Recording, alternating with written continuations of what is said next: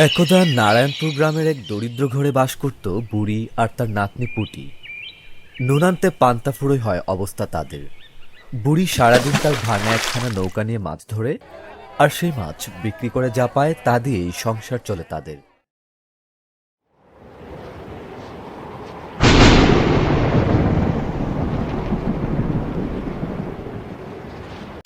এদিকে আস্তে আস্তে বর্ষাকাল শুরু হয়।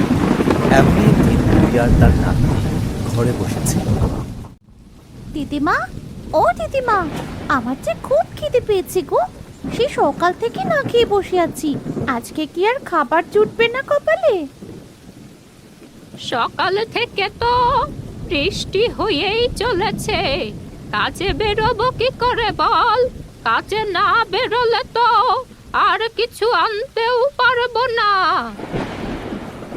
বর্ষাকালে তো রোজ বৃষ্টি হবে, তখন কি করব আমরা? মনে তো হয় না আজ বৃষ্টি থামবে। মনে হচ্ছে আমাকে এভাবেই যেতে হবে। গতবার বৃষ্টিতে ভিজে যে জ্বরে পড়লাম, তারপর তো আর প্রায় 10 দিনের মতো কাজেই যেতে পারিনি। কিন্তু কি আর করা যাবে? আমি গেলাম রে পুটি, তুই থাক। আমিও চাই তোমার সাথে দিদিমা। না না, এই বৃষ্টির ভেতর তোর গিয়ে কাজ নেই। এরপর অসুখে পড়লে কি হবে বলতো? আহ, আমি চাই না। একা একা পারবে না তো, তোমারও তো বয়স হয়েছে। ওরে, চিন্তা করিস নে, কিচ্ছু হবে নে। পাশে কচু গাছের দুটো পাতা কেটে মাথায় দিয়ে দিব্যি চলে যাব। তুই ঘরেই থাক। আচ্ছা বেশ।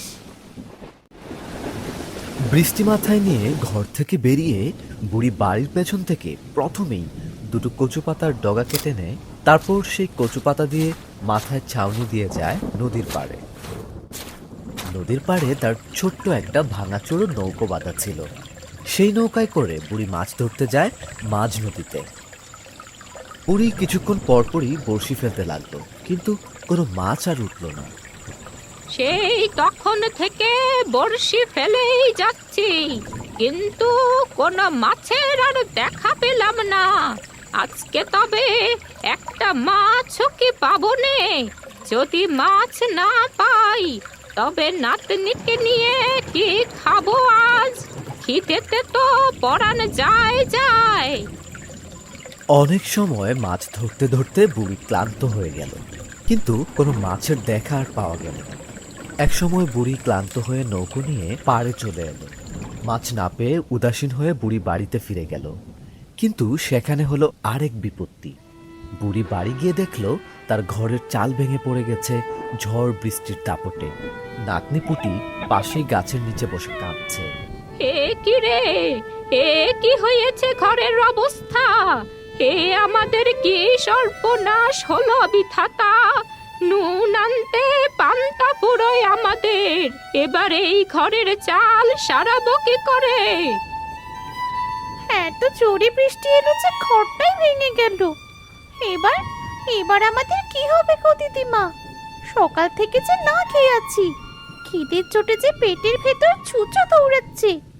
তুমি কোনো খাবারের ব্যবস্থা করতে পারলে গো দিদিমা? না রে, কোনো খাবারের ব্যবস্থা করতে পারিনি। কত কষ্ট করে চেষ্টা করলুম একখানা মাছ ধরতে, কিন্তু সেই কপাল আমার আর হলো নে। এবার যে কি হবে কিছুই বুঝতে পারছি নে। এদিকে ঘরের চালটাও ভেঙে পড়ে গেছে। কাল সারাই করতে কত টাকার দরকার, সেই সব টাকা কোথায় পাবো? আমার মাথায় কোনো কাজ করছে না রে। চলো, আমরা দুজন মিলে নদীতে যাই। যতক্ষণ না মাছ পাই, ততক্ষণ আমরা দুজন মিলে মাছ ধরবো। মাছ আমাদের ধরতেই হবে, না হলে আমরা চলবো কেমন করে? কোনো মাছ নেই রে। এই বৃষ্টির মধ্যে গেলে তুই অসুস্থ হয়ে পড়বি। তারপরে আরো বড় বিপদ হবে। একে এত বিপদ, তার মধ্যে আরো বিপদ বাড়ালে কি করে সামলাবো? এমনিতেই তো অনেক বিপদ হয়ে আছে, তার মধ্যে যদি আরো দু একটা বিপদ পারে তাহলে কিছু হবে না, কিন্তু আমাদের চেষ্টা তো করতেই হবে এখান থেকে বাঁচার। তুমি চলো না দিদিমা, আমরা দুজন মিলে ঠিক একটা ব্যবস্থা করে নেব। ঠিক আছে, এত করে যখন বলছিস তখন চল, দেখি যা হবার হবে।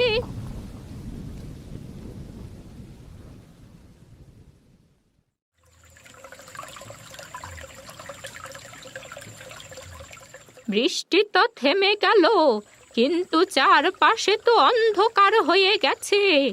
এই অন্ধকারে কিছু চোখে দেখে ঠাউরও করতে পারি নে, মাছ কিভাবে ধরবো? আহ, আমি আছি তো দিদিমা, তুমি শুধু বড়শি ফেলে বসে থাকো, মাছ উঠলে আমি তোমাকে বলবো। বড়শিটা কেমন নড়ে উঠলো মনে হলো, দেখ তো। সত্যি দিদিমা, একটা বড় মাছ উঠেছে মনে হচ্ছে, বড়শিটা টানো।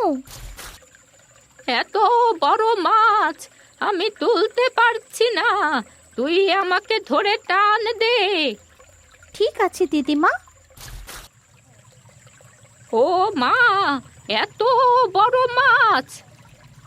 যে সে মাছ নয় গো, একেবারে ইলিশ মাছ গো দিদিমা, ইলিশ মাছ। আমাদের কপালটাই খুলে গেছে গো দিদিমা, এত বড় ইলিশ মাছ আমি কখনো চোখে দেখিনি। ইলিশ মাছের নাকি অনেক দাম, এই মাছ বেচলে নির্ঘাত আমরা আমাদের চাল সারিয়ে নিতে পারবো। তাই নাকি? এটা সত্যি সত্যি ইলিশ মাছ? ধরে তো মনে হচ্ছে প্রায় হবে কেজি 5। আমাদের কপাল সত্যি সত্যি খুলে গেছে রে পুটি। আমাকে মেরো না, আমাকে দয়া করে ছেড়ে দাও। আমি কোনো সাধারণ মাছ নই, আমি আমি ইলিশের রানী। আমি যদি মারা যাই তাহলে এই পৃথিবীর সমস্ত ইলিশ একসাথে মারা যাবে। আরে ও দিদিমা, এই দেখছি কথা বলে মাছ, এই যে মানুষের মতন কথা বলে গো। তাই তো দেখছি, এ কি ভুতুরে কাণ্ড! এ জন্যই রাত বিরতে মাছ ধরতে আসতে চাইছিলাম নে। আমি মোটেও ভূত নই, বললাম না আমি ইলিশের রানী। আমায় ছেড়ে দাও তোমরা, দয়া করে ছেড়ে দাও। বটে, তা তোমায় ছেড়ে দিলে আমাদের চলবে কেমন করে শুনি? আমাদের কত কষ্ট তুমি জানো? তোমাকে যদি বেচতে পারি তাহলে আমরা আমাদের সব কষ্ট দূর করতে পারবো। আমরা দুবেলা দুমুঠো খেতেও পারি না। আজকে বৃষ্টিতে আমাদের ঘরের চালটা ভেঙে গেছে, সারাদিন পর তোমাকে পেয়েছি। তোমরা যদি আমাকে ছেড়ে দাও তাহলে আমি তোমাদের একটা ভালো উপহার দেব। উপহার? কি উপহার? তোমরা যদি আমাকে ছেড়ে দাও তাহলে বাড়ি গিয়ে দেখবে তোমাদের ঘরের পাশে একটা বড় গাই দাঁড়িয়ে আছে। সেই ভরসায় তোমায় ছেড়ে দিই, আর পরে তুমি এই ফাঁকে পালিয়ে যাও, তাই তো? আমি সত্যি বলছি, সেই গাই থেকে প্রতিদিন তোমরা যত খুশি তত দুধ পাবে। সেই দুধ এতই মজার হবে যে গায়ের সকলে শুধুমাত্র তোমাদের কাছ থেকেই গরুর দুধ নিয়ে যাবে। সেই গরু জাদুর হবে, কথা বলতে পারবে। তুমি সত্যি বলছো তো? আমি ইলিশের রানী, আমি কখনো মিথ্যা কথা বলি না। দিদিমা, ওকে বিশ্বাস করবে? বিশ্বাস না করার উপায় কি? একবার বিশ্বাস করে দেখি ঠকি কিনা। চল পুটি, আমরা দুজন বাড়ি ফিরে যাই। আচ্ছা ঠিক আছে, চলো। বুড়ি আর তার নাতনি দুজনে মিলে সেই ইলিশ মাছটাকে পানিতে ছেড়ে দেয়। তারপরে দুজনে মিলে বাড়িতে যায়। বাড়ি গিয়ে দেখে সত্যি সত্যি একটা বিশাল বড় গাই তাদের বাড়ির সামনে দাঁড়িয়ে আছে। ওদের খুশির সীমানা রইল না এটা দেখে। তারপর সেই গায়ের দুধ বিক্রি করে ওরা প্রায় কিছুদিনের মধ্যে অনেক টাকার মালিক হয়ে যায়। গ্রামের সকলে শুধুমাত্র ওদের কাছ থেকেই গরুর দুধ কিনে। কিন্তু এটা দেখে সেই গায়েরই আরেক দুধ বিক্রেতা যোগু মনে মনে হিংসে করতে শুরু করে। একদিন যোগু বুড়ির গোয়ালে এসে সেই গরু চুরি করে নিয়ে যেতে শুরু করে। কিন্তু সেই সময় ঘটে আশ্চর্য এক ঘটনা। এতদিন আমাকে অনেক খাটিয়েছে এই বুড়ি, এত কষ্ট করে গায়ে দুধ বিক্রি করে যা নাম অর্জন করেছে সব নিমিষে শেষ করে দিয়েছে। আজ তোর একদিন কি আমার একদিন, তোর এই গরু আজ আমি চুরি করব। গরু চোর, গরু চোর, গরু চোর। ও বাবা, এ কি অসহ্যি কাহিনী, গরু কথা কয়? গরু চোর, গরু চোর। এই থাম থাম থাম বলছি।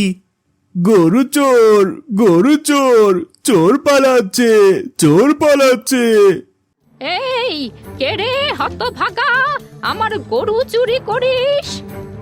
এই যে যোগু গোয়ালা গো দিদিমা। এই হতভাগা, আমার গরু চুরি করছিস কেন? দাঁড়া, আজ তোর একদিন কি আমার একদিন। মরে গেলাম। ও বুড়িমা ছেড়ে দাও, আর করবো নে অমনটা, ছেড়ে দাও। আরো মারো দিদিমা। মরে গেলাম গো, মরে গেলাম। পালা বিটকেল, এক্ষুনি পালা। এরপর যোগু মার খেয়ে সেখান থেকে পালিয়ে বাঁচে। বুড়ি তার গরুকে আবার ফেরত পেয়ে ভীষণ খুশি হয়। এভাবেই পুটি ও বুড়ি সুখে শান্তিতে বসবাস করতে থাকে।